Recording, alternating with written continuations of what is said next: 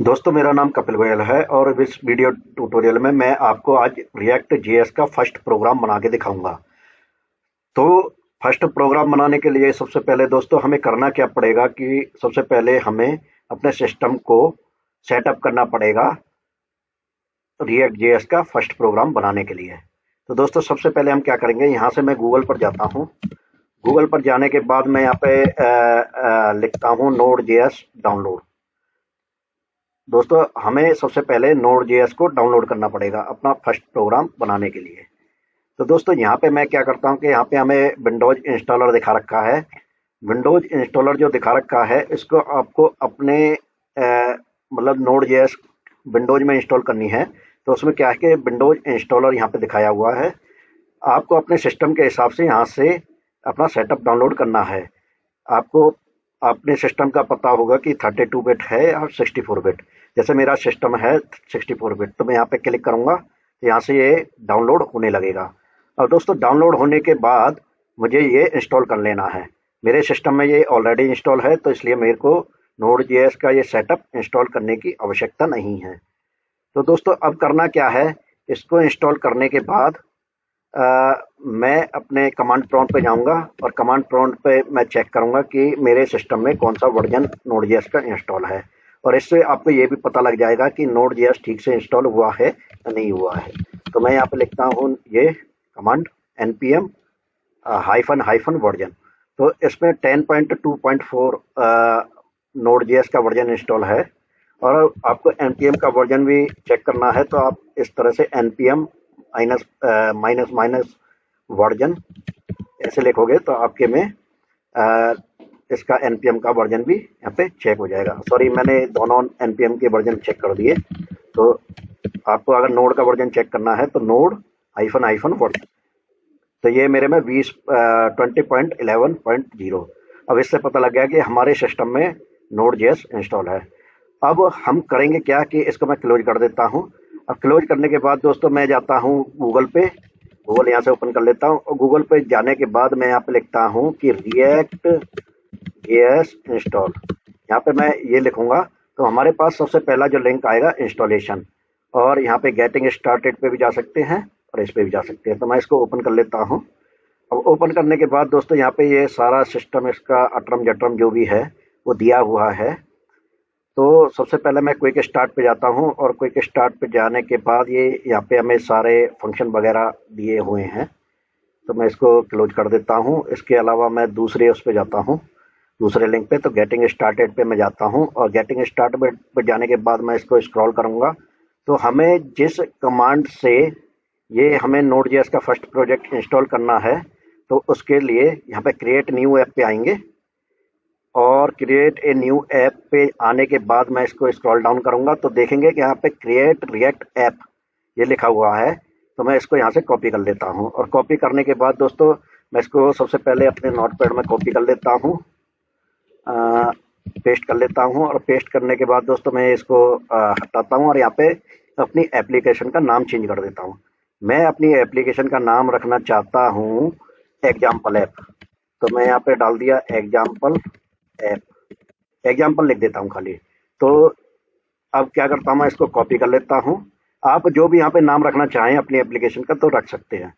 तो अब जैसे कि मेरे को किसी फोल्डर में इंस्टॉल करनी है, तो मैं होम पेज पे एक होम पे एक फोल्डर बना लेता हूँ रिएक्ट के नाम से। रिएक्ट के नाम से फोल्डर बनाने के बाद मैं क्या करता हूँ कि इस फोल्डर को मैं कमांड में ओपन कर लेता हूँ। यहाँ पे जैसे ही मैंने कमांड लिखा cmd, तो ये कमांड प्रॉम्प्ट और इस फोल्डर के साथ ओपन हो गया। अब मैं क्या करता हूँ कि यहाँ पे मैं अपनी कमांड को पेस्ट कर दूंगा। तो कमांड पेस्ट करते ही हमारा जो सेटअप है वो डाउनलोड होने लगेगा। तो दोस्तों ये थोड़ा टाइम लेगा।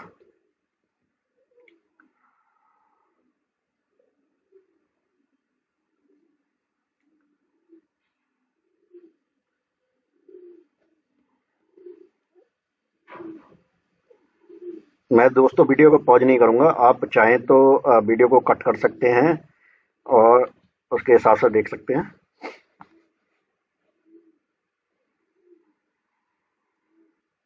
ये दोस्तों थोड़ा टाइम लेता है, 5 या 10 मिनट का।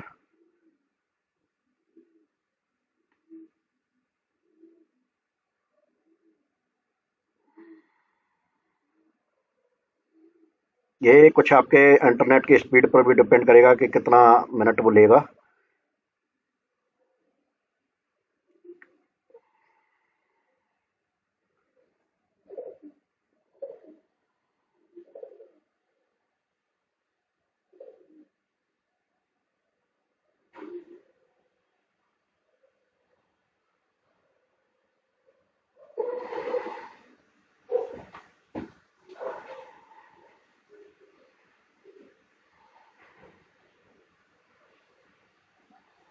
तो दोस्तों हमारी जो नोड जेएस की एप्लीकेशन है मोस्टली डाउनलोड हो चुकी है।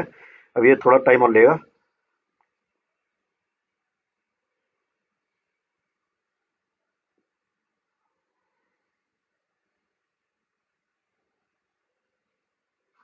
तो दोस्तों आप देख सकते हैं कि हमारी जो नोड जेएस की सॉरी रिएक्ट जेएस की एप्लीकेशन है वो डाउनलोड हो चुकी है।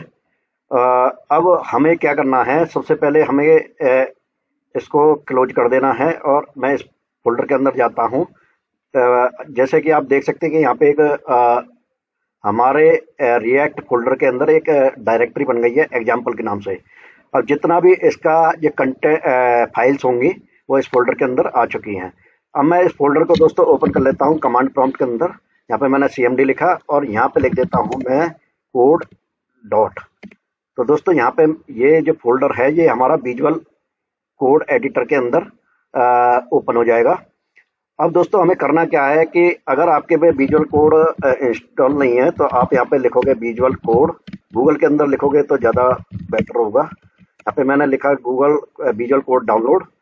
अब यहाँ पे दोस्तों सबसे जो पहला लिंक आया हमारे पास ये download visual code studio code. मेरे सिस्टम में ये ऑलरेडी इंस्टॉल है तो आप यहाँ पे विंडोज और यहाँ पे क्लिक करके यहाँ से डाउनलोड कर सकते हैं। दोस्तों ये यहाँ से डाउनलोड हो जाएगा। ये सेटअप चालू हो गया इसका, सॉरी डाउनलोड होना चालू हो गया। अब यहाँ से आप इसको डाउनलोड करके अपने सिस्टम में इंस्टॉल कर सकते हैं। तो आपका जो लुक होगा वो इस तरीके से दिखाई देगा आपके एप्लीकेशन का। ये एक्चुअली ब्लैक कलर में आता है, ब्लैक कलर का बैकग्राउंड होता है इसका, पर मैंने थोड़ा बहुत कस्टमाइज करके इसे चेंज किया हुआ है तो जिसकी वजह से ये वाइट कलर का दिख रहा है। अब दोस्तों ये जो हमारी एग्जाम्पल ऐप है ये हमारे विजुअल कोड के अंदर ओपन हो गई। दोस्तों ज़्यादातर जितना भी हमारा काम होता है वो एसआरसी फोल्डर के अंदर होता है। तो दोस्तों यहाँ पे आप देख सकते हैं कि यहाँ पे ये फाइल्स आ गई है, ये app.css है जो कि बाय डिफ़ॉल्ट होती है। सबसे पहले दोस्तों मैं आपको इस एप्लीकेशन को रन करके दिखा देता हूँ। मैं टर्मिनल पे जाता हूँ, यहाँ से 3 डॉट जो बने हुए हैं इस पे टर्मिनल पे जाने के बाद न्यू टर्मिनल करता हूँ। अब न्यू टर्मिनल के अंदर आप देखोगे कि जो हमारा फोल्डर का पाथ है वो ऑटोमेटिकली यहाँ तक एग्जाम्पल तक आ गया है। तो दोस्तों मैं यहाँ पे लिखता हूँ npm स्टार्ट। npm स्टार्ट लिखने के बाद दोस्तों यहाँ पे जैसे कि हमारे पास ये कह रहा है कि would you like to run the application another port. यहाँ पे यहाँ पे वैसे हमें एन करना चाहिए था, यस लिख दिया, चलो कोई बात नहीं। अब हमारा स्टार्टिंग द अब आप देखोगे कि ये एप्लीकेशन ऑटोमेटिकली स्टार्ट हो जाएगी और हमारे ब्राउजर के अंदर ओपन हो जाएगी।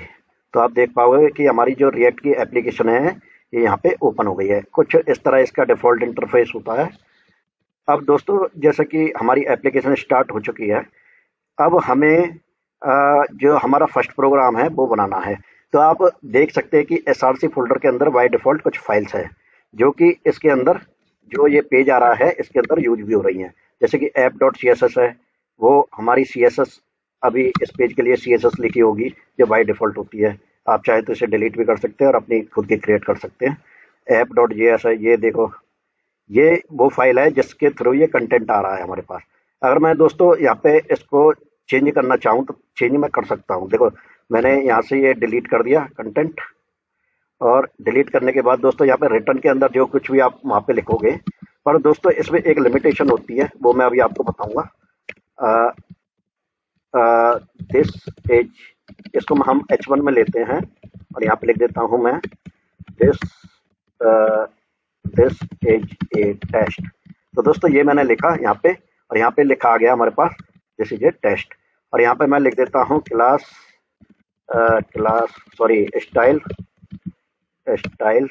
और यहाँ पे चलो इसको ऐसे नहीं लिखते, अभी के लिए मैं एक काम करता हूँ, इसमें ना एक CSS की फाइल ऐड कर देता हूँ। मैं इसकी बाय डिफ़ॉल्ट वाली फाइल को हटा देता हूँ अभी के लिए। तो मैं क्या करता हूँ कि इंपोर्ट करने के बाद मैं यहाँ पे लिखता हूँ, मैं खुद की एक फाइल क्रिएट करता हूँ दोस्तों। तो इसका नाम मैं रख देता हूँ फर्स्ट प्रोग्राम .css। इसको दोस्तों कैपिटल के इसमें करते हैं हम, यहाँ पे इसको फर्स्ट प्रोग्राम इस तरह का। अब दोस्तों इसको सेव कर देते हैं। अब ये फाइल एग्जिस्ट ही नहीं करती तो ये इसको मिलेगी नहीं, तो ये वार्निंग दे रहा है कि इधर जो फाइल हमने इंक्लूड करी है वो हमें मिल ही नहीं रही है। तो इसके लिए हम क्या करेंगे कि यहाँ पे मैं एक फाइल क्रिएट कर देता हूँ जिसका नाम रखता हूँ फर्स्ट प्रोग्राम .css और एंटर कर देता हूँ। और एंटर करने के बाद दोस्तों मैं यहाँ पे इसके लिए जो भी CSS लिखूंगा वो यहाँ पे अप्लाई हो जाएगी। तो मैं इसका लिख देता हूँ क्लास नेम में जो भी आप इसका नाम लिखना चाहें वो लिख सकते हैं। जैसे मैंने लिख दिया टाइटल, और टाइटल को मैं क्या करता हूँ कलर और यहाँ पे रेड। दोस्तों आप देखोगे कि जो फर्स्ट प्रोग्राम .css है वो हमने इसी फोल्डर के SRC फोल्डर के अंदर बनाई है, और हमने यहाँ पे ये इस तरह से इंक्लूड किया है इम्पोर्ट और इन्वर्टेड कॉमा डॉट स्लैश, क्योंकि ये सेम फोल्डर के अंदर है तो यहाँ पे डॉट लगाना पड़ेगा। तो डॉट और स्लैश और फर्स्ट प्रोग्राम .css। अब इसको अगर मैं सेव करके अगर चेक करता हूँ तो आप देखोगे कि ये नहीं चलेगा क्योंकि यहाँ पे डॉट नहीं लगाया हमने। तो आप देखोगे कि यहाँ पे ये रेड कलर का हो गया। और इसको मैं टेक्स्ट अलाइन सेंटर कर देता हूँ, टेक्स्ट अलाइन सेंटर, और इसको मैं सेव करता हूँ तो आप देखोगे कि ये सेंटर में आ गया। दोस्तों इसको हम सेव करते ही ये ऑटोमेटिकली यहाँ पे ब्राउजर पे रिफ्रेश हो जाता है। देखो जैसे कि मैं इसको ग्रीन करता हूँ तो ग्रीन मैंने यहाँ पे किया और देखो ये ऑटोमेटिकली रिफ्रेश हो गया, मैंने रिफ्रेश भी नहीं किया। तो दोस्तों इस तरह ये काम करती है। तो आपने देखा कि मतलब हमने फर्स्ट रिएक्ट की एप्लीकेशन अपनी कैसे बनाई। तो दोस्तों ये इसकी जो फाइल हैं ये भी यूज होती हैं, जैसे index.css है और बाकी जो भी हैं index.js है, ये सारी जो फाइल्स है ये यूज होती हैं। आप देख सकते हैं जितना भी हमने काम किया है app.js के अंदर किया है, और यहाँ पे जो हमने CSS की फाइल बनाई है वो सेम फोल्डर के अंदर SRC फोल्डर के अंदर हमने बनाई है। और आप देख सकते हैं कि ये जो इसके अंदर हमने CSS लिखी और ये यहाँ पे अप्लाई हो गई। तो इस तरह से दोस्तों ये काम करता है। अब जो ये क्लास नेम है दोस्तों, यहाँ पे हम डायरेक्टली इस तरह से क्लास नहीं लिख सकते, तो उसके लिए जो एक JSX होता है, JSX करके ना एक मतलब एक फॉर्मेट होता है जो रिएक्ट में काम करता है। तो उसमें हम कुछ जो HTML के टैग होते हैं उनको हमें इस तरह से लिखना पड़ता है। अगर मैं यहाँ पे क्लास लिख दूं खाली तो यहाँ पे ये एरर देगा, यहाँ पे एरर नहीं दिया, वैसे वार्निंग शो करता है, ये पता नहीं क्यों नहीं कर रहा, बट इस तरह से ये क्लास नेम इस तरह से हमें डिफाइन करना होता है। तो ये अब यहाँ पे इस तरह काम कर रहा है। अब दोस्तों आपको ये देख रहे होंगे कि मैंने यहाँ पे एक डिव क्रिएट किया है। अगर मैं इसको डायरेक्टली हटा दूं और डायरेक्टली इस तरह लिखना चालू कर दूं, यहाँ पे मैंने एक पैराग्राफ ऐड कर दिया, दिस इज ए टेस्ट, तो इसने देखो एरर दिखाना चालू कर दिया। यहाँ पे आप देखोगे कि पार्सिंग एरर, कि JSS फॉर्मेट पे काम नहीं करना। तो हमें ये जो जितना भी कंटेंट हमारा होता है वो एक डिव के अंदर रैप करना होता है। तो मैं यहाँ पे एक डिव के अंदर मैंने इसको रैप कर दिया, तो आप देखोगे कि यहाँ पे अब एक भी एरर नहीं आ रहा।